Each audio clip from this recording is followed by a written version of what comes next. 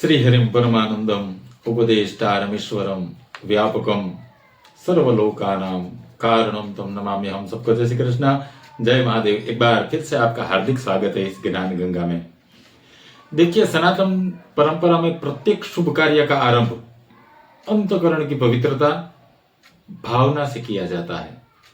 जब साधक हृदय में सात्विक भाव जागृत होता है तब वह अपने इष्ट का स्मरण कर यह कामना करता है कि आरंभ किया गया कार्य मंगलमय और निर्विघ्न रूप से संपन्न हो। इसी भावात्मक अभिव्यक्ति को शास्त्रों में मंगलाचरण कहा गया है।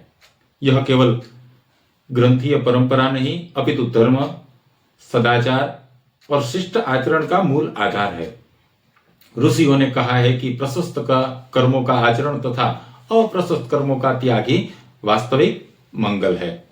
आज हम जिस ग्रंथ का दर्शन कर रहे हैं वो है मंगल मणिमाला, मंगलाचरण पद्यानाम संग्रह।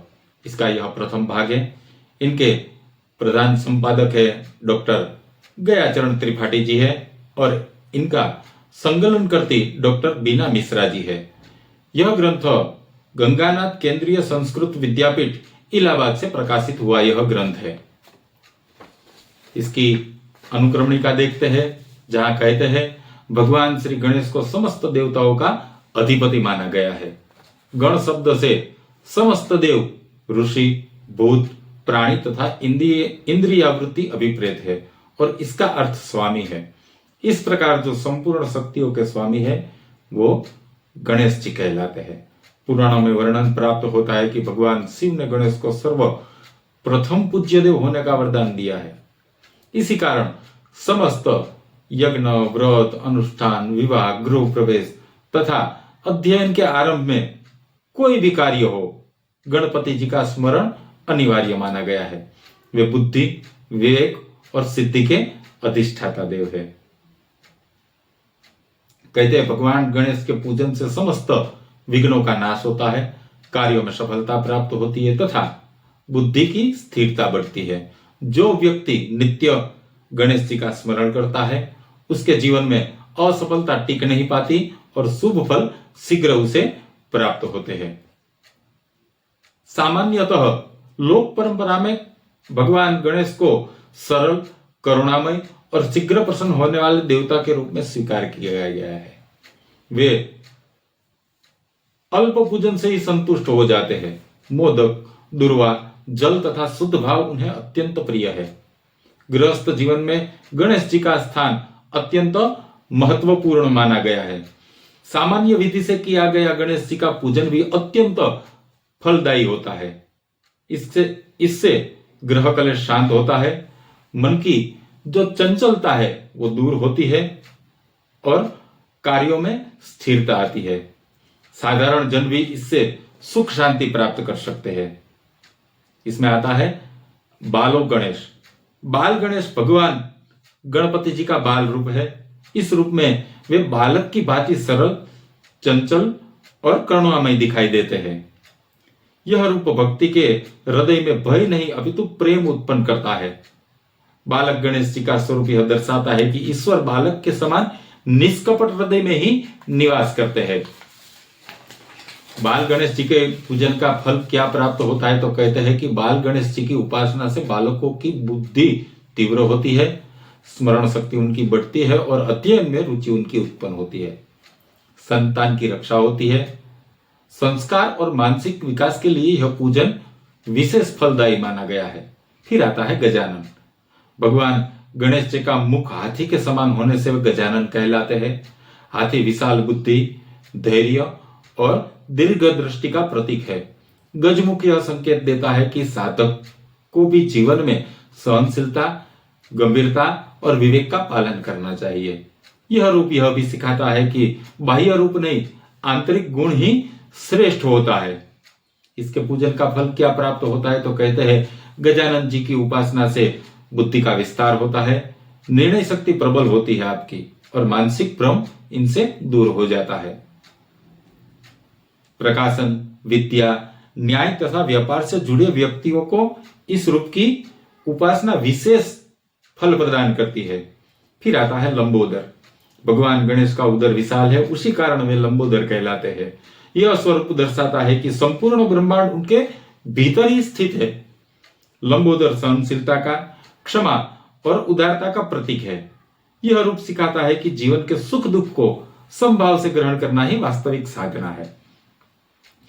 इनकी पूजा से क्या फल प्राप्त होता है, तो कहते हैं कि लंबोदर जी की उपासना से दरिद्रता का नाश होता है और धन धान्य में वृद्धि होती है। पारिवारिक तनाव, आर्थिक अस्थिरता और मानसिक दबाव से मुक्ति प्राप्त होती है। फिर आता है विनायक। विनायक शब्द का अर्थ मार्ग दिखाने वाला। गणेश साधक को उचित मार्ग पर चलने की प्रेरणा देता है। जब मनुष्य संशय, भय या मोह में पड़ता है, तब विनायक का तत्व उसका मार्गदर्शन करता है। वे विवेक बुद्धि के अधिष्ठाता देव है। विनायक जी के पूजन से जीवन में दिशा प्राप्त होती है, गलत निर्णयों से रक्षा होती है तथा कार्य क्षेत्र में उन्नति होती है। प्रतियोगिता, परीक्षा और महत्वपूर्ण निर्णयों में यह उपासना अत्यंत फलदायी मानी गई है। जो विद्यार्थी लोग हैं उनको विनायक जी की पूजा अवश्य करनी चाहिए, क्योंकि परीक्षा में उनको बहुत लाभ होता है। फिर आता है हैरंब। हैरंब भगवान गणेश जी का उग्र एवं रक्षक स्वरूप है। यह रूप भय, बाधा और नकारात्मक शक्तियों के विनाश के लिए प्रतिष्ठित है।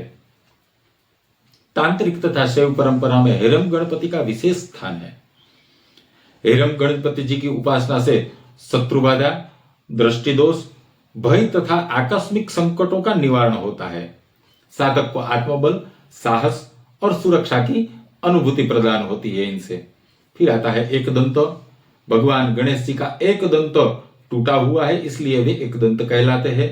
शास्त्रों में वर्णन है कि महाभारत लेखन हेतु उन्होंने अपना दंत तोड़कर लेखिनी बनाए। यह त्याग, कर्तव्य निष्ठा और तप का प्रतीक है। एकदंत जी की पूजा उपासना से संकल्प शक्ति प्रबल होती है। साधक में धैर्य, सहनशीलता और कर्म निष्ठा का विकास होता है। यह उपासना विशेषतः लेखन, अध्ययन और साधना में सफलता प्रदान करती है। कहीं कहीं ये भी देखने को मिलता है कि एकदंत जी की जो कथाएं है उसमें कई कथा वर्णित है, लेकिन यहाँ जो लिखा है वही हम आपसे कह रहे हैं। फिर आता है शिव तत्व एवं पूजन फल और निरूपण। भगवान शिव कल्याण स्वरूप निराकार होते हुए भी साकार रूप में भक्तों पर अनुग्रह करने वाले परमेश्वर है। वे संहारकर्ता होकर भी करुणा के सागर है। शिव जी का तत्व यह दर्शाता है कि सृष्टि में विनाश भी नवसृजन का कारण बनता है। वे योगियों के योगी, तपस्वियों के आराध्य तथा गृहस्थों के संरक्षक है। शिव जी समत्व, वैराग्य और आत्मबोध के प्रतीक है। उनका स्मरण जीवन को बंधन से मुक्त कर मोक्ष की ओर अग्रसर करता है। जो भक्त श्रद्धापूर्वक भगवान शिव जी का पूजन करता है उसके जीवन में भय, रोग, दरिद्रता और मानसिक अशांति का नाश होता है। शिव पूजन से आयु की वृद्धि, मन की स्थिरता तथा कर्म बंधनों की शुद्धि होती है। ऐसा व्यक्ति धीरे धीरे आत्मिक शांति और परम तत्व की अनुभूति प्राप्त करने लगता है। फिर आता है लोक परंपरा में शिव जी को भोलेनाथ कहा गया है। वे सरल भाव से शीघ्र प्रसन्न होते हैं। जल, बेलपत्र, धतूरा, भस्म और शुद्ध मन से की गई अर्चना उन्हें अत्यंत प्रिय है। शिव जी लोकाचार और शास्त्र दोनों से समान रूप में प्रतिष्ठित है। सामान्य विधि से किया गया शिव जी का पूजन भी अत्यंत फलदायक माना गया है। इससे गृह कलेश शांत होता है, कार्यों में आने वाले विघ्न दूर होते हैं और जीवन में स्थिरता आती है। साधारण जन भी इस पूजन से सौभाग्य और संतोष प्राप्त करते हैं। फिर आता है अष्टमूर्ति। अष्टमूर्ति रूप में शिव जी पृथ्वी, जल, अग्नि, वायु, आकाश, सूर्य और चंद्र और जीव इन 8 रूपों में स्थित है। यह स्वरूप बताता है कि संपूर्ण सृष्टि शिवमय है। जो इस तत्व का आदर करता है वह अनजाने में शिव जी की ही उपासना करता है। कहते हैं अष्टमूर्ति शिव जी की उपासना से पंच महाभूत शुद्ध होते हैं।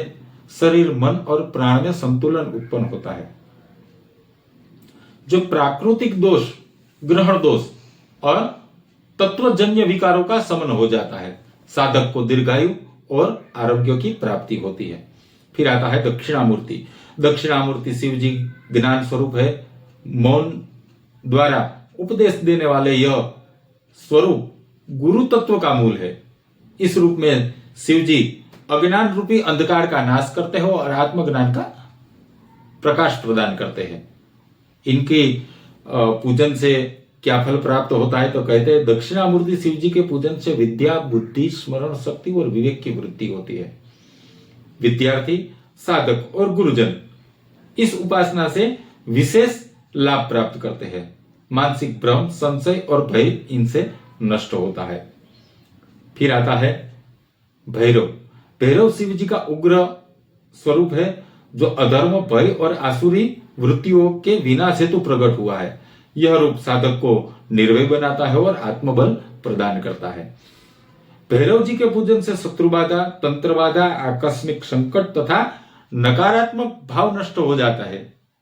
साधक में साहस, आत्मविश्वास और संरक्षण की भावना प्रबल होती है।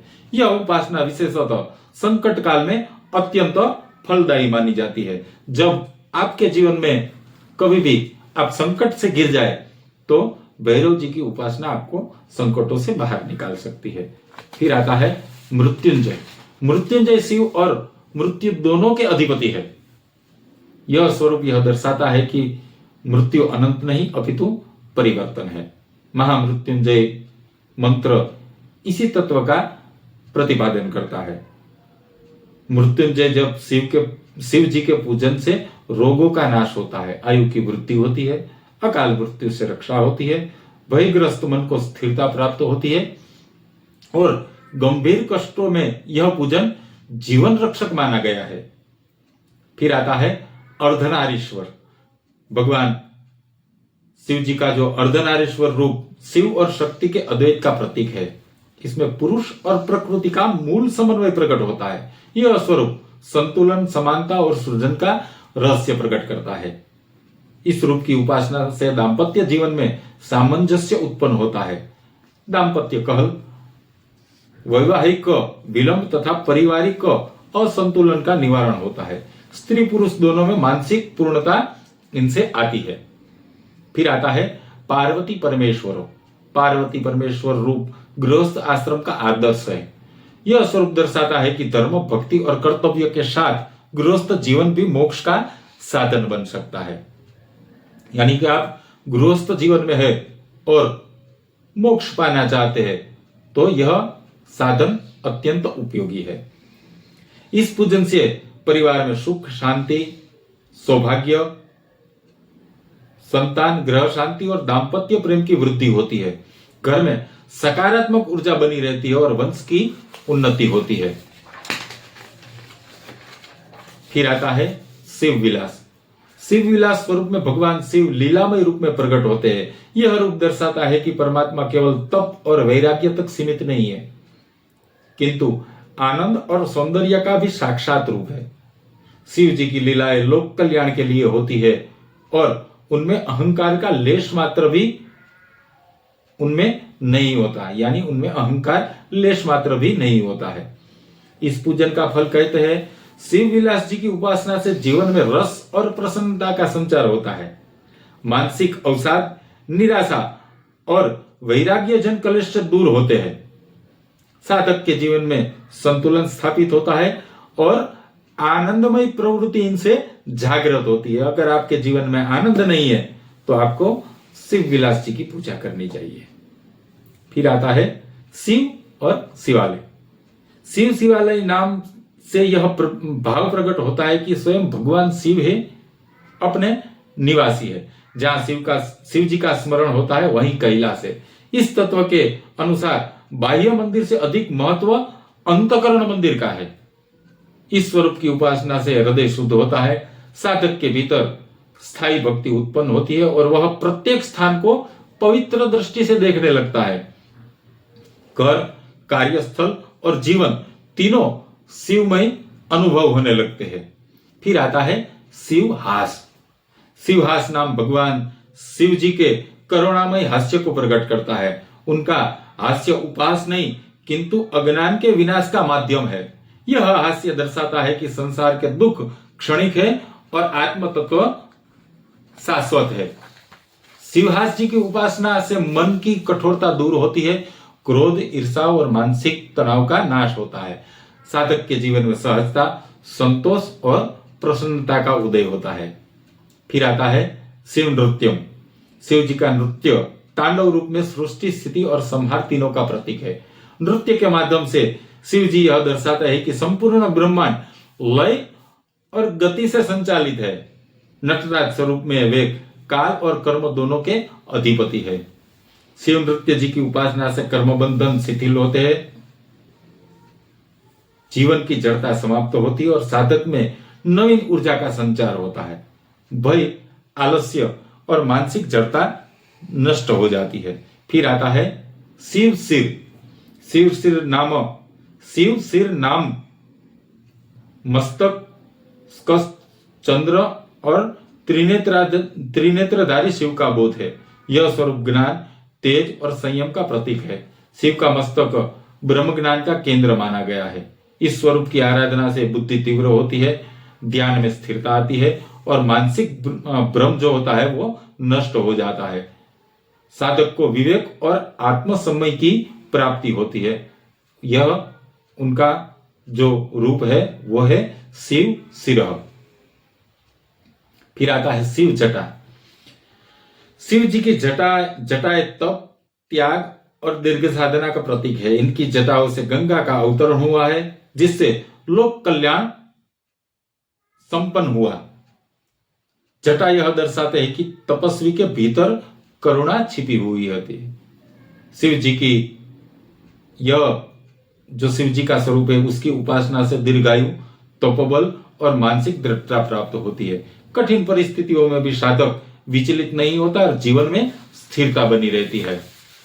आज के इस पावन प्रसंग में हमने मणिमाला ग्रंथ के मंगलाचरण के अंतर्गत भगवान गणेश जी तथा भगवान सदाशिव के विविध नामों, रूपों, तत्वों एवं उनके आध्यात्मिक रहस्यों का शास्त्र संबंध विवेचन किया। इसमें कई और भी विवेचन दिए गए हैं जो हमने नहीं लिए हैं, कुछ ही लिए हैं।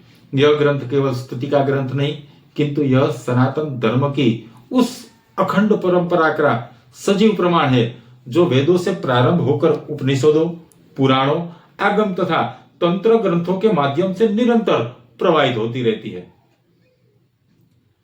गणेश तत्व हमें यह बोध कराते हैं कि बिना विवेक और विनय के कोई भी साधना पूर्ण नहीं होती।